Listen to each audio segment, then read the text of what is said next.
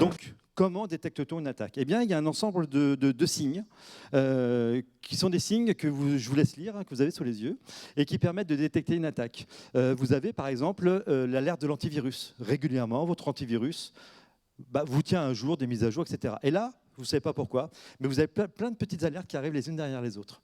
C'est un signe. Ça ne veut pas dire que vous êtes attaqué, mais c'est un signe. Voilà. Pareil pour une alerte provenant d'un antivirus que vous n'avez pas. Vous êtes en trend, vous avez passé une alerte Sophos qui ressemble à ça, vous ne savez pas ce que c'est, et c'est marqué antivirus machin, cliquez ici pour soigner. Eh bien non. Voilà.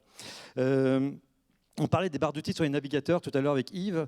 C'est vrai qu'il y a un phénomène aujourd'hui de vente forcée, hein, quand tu vas sur certains sites pour acheter, qui fait qu'on vous propose un logiciel pour améliorer tel niveau, telle fonctionnalité, etc. Et en réalité, ce logiciel installe dans votre navigateur une nouvelle barre, et cette barre va permettre, par exemple, de récupérer des données, de piéger des données, de ce qu'on appelle sniffer des données. Tout le monde le sait, tout le monde est au courant, mais un ordinateur qui se ralentit beaucoup, qui reboot tout seul, qui se freeze, c'est pas bon signe. Alors c'est pas bon signe pour l'ordinateur, certes, mais c'est surtout très souvent un signe d'une attaque. Voilà. Qu'est-ce qu'on disait ce matin aussi? Les fichiers disparus ou illisibles, la partie ransomware, c'est-à-dire le fait de ne plus pouvoir accéder à ces données, des mots de passe qui disparaissent. Voilà, bon, l'ensemble de ces choses que vous avez sous les yeux. Ouais, je réagis en voyant la webcam parce que précisément il y a une news que j'ai postée hier sur LinkedIn qui parlait de ça précisément. Il y a un groupe d'attaquants qui, au fil des années, ont piraté des caméras exposées sur Internet, des webcams. Alors des caméras connectées, c'est des petits objets, c'est comme une webcam classique, sauf qu'elle est connectée, elle a une connectivité IP, donc du coup elle est exposée sur Internet. Très souvent, ces gadgets-là, comme à peu près tous les gadgets et tout l'ensemble de ce qu'on appelle l'Internet des objets ou l'IoT, manque cruellement de sécurité. Les attaquants, pendant plusieurs années, principalement à Singapour et au Canada, ils ont récupéré les flux vidéo issus de ces caméras. Et aujourd'hui, ils mettent en vente, pour une souscription unique de 700 $, je crois, ou un truc comme ça, l'ensemble des vidéos qu'ils ont capturées grâce à ces caméras depuis 5 ans. Évidemment, alors ils ont publié une archive, je crois, de 300 gigaoctets de vidéos, disons une archive un peu promotionnelle, hein, c'est la promesse de vente, en promettant qu'effectivement dans le package total, il y a beaucoup plus de choses intéressantes. C'est un peu la bande-annonce finalement de leur larcin, avec évidemment une préférence pour les caméras placées dans les chambres à coucher et les pièces un peu intimes de la maison. Donc c'est vraiment une réalité, hein, un flux vidéo de webcam. Ça peut faire l'objet d'un piratage. Ça peut faire l'objet d'une capture par un attaquant. Donc une webcam qui s'allume toute seule, une petite LED qui s'allume toute seule, c'est quelque chose qui doit effectivement être alarmant. Et dernier point, alors là c'est vraiment une attaque qui on l'espère vraiment, vous arrivera jamais. C'est quand vous voyez arriver ce type de pop-up. Vous avez sous les yeux typiquement un PC qui s'est fait hacker et pour lequel il y a une demande de rançon. Donc il va vous expliquer comment fonctionne le système de chiffrement, etc. Mais sachez que quand vous avez ça, là, pour sûr, vous êtes fait attaquer. Donc le fonctionnement, Yves? Oui, effectivement, cette pop-up, donc cette petite fenêtre intempestive, c'est la fenêtre d'un ransomware qu'on appelle WannaCry. Les ransomware, je pense que c'est un mot que beaucoup ont entendu, hein, on en parle beaucoup dans la presse, il y a une forte recrudescence depuis quelques mois. Ce sont ces virus qui se répandent au sein du système d'information et qui vont bloquer l'ensemble des systèmes pour empêcher leur fonctionnement, notamment grâce à de la cryptographie. Pour récupérer un système qui fonctionne, il faut acheter la clé de déchiffrement aux pirates, qui vous la vendent 100, 200, 1000, 5000, 10 000, 100 000, 1 million d'euros en fonction des enjeux qui sont les vôtres. Donc ça, en l'occurrence, c'est la fenêtre qui apparaissait lorsque vous attrapiez un ransomware qui s'appelle WannaCry. Si vous n'avez pas entendu ce nom-là, vous avez forcément entendu parler de lui. C'est la cyberattaque géante qu'il y a eu au printemps-été 2017. Il y a eu une flambée de cybercriminalité. Renault, Saint-Gobain, etc. se sont fait avoir. C'était WannaCry. Donc WannaCry, c'est un ransomware qui s'est répandu comme une traînée de poudre à la faveur d'une vulnérabilité. La MS 17010 pour la citer, qui avait été découverte. La découverte de la vulnérabilité est tout à fait rocambolesque, mais on n'a pas le temps d'en parler. Mais en l'occurrence, comme les systèmes n'avaient pas été mis à jour, la vulnérabilité n'avait pas été corrigée, donc le virus s'est répandu comme une traînée de poudre, très rapidement. Donc, pour Saint-Gobain, on parle d'une perte d'exploitation aux alentours de 300 millions d'euros, a priori. Donc les montants peuvent très vite chiffrer, peuvent être très, très, très importants en fonction de la taille du groupe.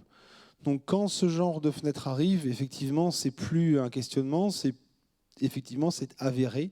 Vous êtes fait pirater, vous avez attrapé un ransomware, et maintenant, la suite pour vous va dépendre des mesures de sécurité que vous aviez mis en place avant. Si vous aviez mis en place des procédures et de la sécurité avant, vous avez pris soin d'organiser votre sécurité et votre résilience, alors peut-être que vous allez pouvoir retomber sur vos pattes à peu près correctement.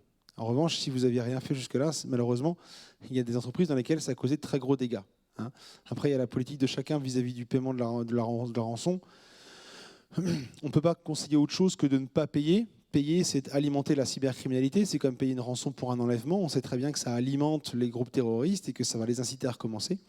Et par ailleurs, en plus, vous n'êtes absolument pas certain de récupérer vos données. Il n'y a pas de service après-vente. Vous ne pourrez pas aller voir le médiateur de la République si le ransomware ne vous a pas rendu vos données. Alors justement, on vient de se faire attaquer. À votre avis, que faire en cas d'attaque? Quelle est la toute première chose que vous devez faire si vous pensez que vous avez été attaqué? Non! Il faut le déconnecter, jamais l'éteindre. Parce que si vous l'éteignez, vous allez perdre les traces de l'attaque. Et quand vous allez porter plainte à la fin, ou si jamais il y a une enquête, ils ne pourront pas remonter. Il faut déconnecter votre serveur ou déconnecter votre machine. Donc si votre machine est reliée par un câble filaire, eh bien, vous tirez sur le câble. Si le serveur, c'est pareil. Et si vous êtes connecté en Wi-Fi, eh bien, pour peu que vous ayez encore la main, vous allez dans les propriétés réseau, vous déconnectez le Wi-Fi. C'est la première chose à faire. Et surtout, vous ne rebootez pas la machine et vous ne l'éteignez pas, au risque de tout perdre. Ça, c'est la première chose. Deuxième chose, on l'a dit, il faut prévenir. Vous avez fait ce qu'il fallait faire. Le collaborateur, je parle pour vous, mais je parle aussi pour les collaborateurs, ils ont fait ce qu'il fallait faire. Maintenant, qu'est-ce qu'ils doivent faire? Eh bien, il faut qu'ils préviennent. Donc, vous allez prévenir, bien sûr, votre responsable sécurité, vous allez prévenir votre patron d'agence, vous allez prévenir votre prestataire informatique, préféré en l'occurrence, et vous allez prévenir tous les tiers qui peuvent être impactés par l'attaque. Par exemple, vous êtes sur un portail bancaire en train d'effectuer des virements pour un client, ou en tout cas des opérations pour un client. Vous pensez que votre PC a été piraté, vous appelez la banque pour lui dire « j'ai un problème ». Attention, j'ai un problème, je ne sais pas ce qui va se passer. Voilà, mais il faut prévenir. Et si, dans le cas où vous étiez en train de travailler sur le dossier d'un client important, type OIV, OSE, un client vraiment une filiale de grand groupe, prévenez-le aussi. Il faut prévenir. Et il faut demander à nos collaborateurs, lorsqu'ils ont ça, une fois qu'ils ont détaché leur machine du réseau, en tout cas, ils ont isolé leur machine, il faut leur demander de dire « préviens ». Quoi qu'il se passe, tu préviens. Okay. Troisième point, à votre avis. Donc, on a déconnecté, on a prévenu. Quelle est la troisième chose à faire quasiment tout de suite? Porter plainte. Porter plainte. Cherchez pas, il faut y aller. Même si ce n'est pas suivi, ce n'est pas grave, il faut porter plainte. Pourquoi? Parce que si vous ne portez pas plainte, en cas de compromission d'un de vos clients par votre intermédiaire, vous risquez des problèmes, entre autres. Et c'est aussi le fait de signaler. Alors après, encore une fois, en fonction du client, en plus de porter plainte, vous pouvez être amené à, par exemple, contacter l'ANSSI, l'Agence nationale de sécurité des systèmes d'information, qui ont des numéros de téléphone spéciaux pour permettre justement de déclarer des incidents sur des clients importants. Il y a les CERT, enfin bref, il y a tout un tas d'organismes aujourd'hui nationaux qui ont des numéros et qui attendent qu'on les appelle pour intervenir. Mais il faut porter plainte, il faut signaler les choses.